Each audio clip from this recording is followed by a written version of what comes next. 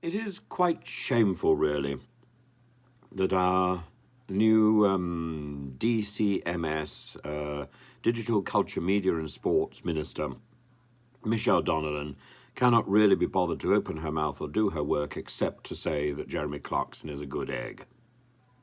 Extraordinary, and that he has a right to say what he wants to about Meghan Markle. Well, I must say, I don't really greatly rate Meghan Markle, but at the same time, I certainly don't rate Mr. Clarkson's rant about Game of Thrones, and he's so distasteful and frankly prejudicial rant. It's just inappropriate. And the Duke of Sussex, Prince Harry, suggested that the article incited violence against women and said that the silence is deafening from his own family and from the ranks of MPs. So Ms. Donelan has finally come out, and she said, I defend his right to be able to say what he wants.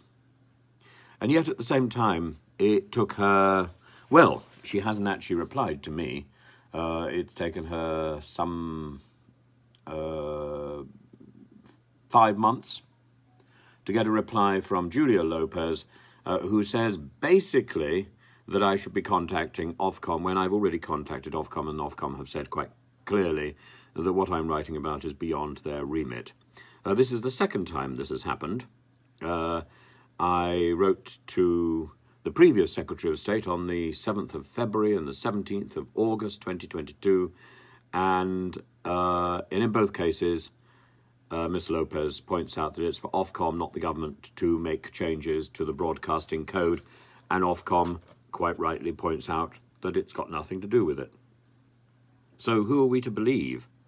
A person who champions Jeremy Clarkson, or a person who does their job? A person who has been elected and then appointed to be the Secretary of State for Digital Culture, Media and Sport? Or, well, what? What choice do we have? We have no choice. We have nobody sticking up for the arts at all.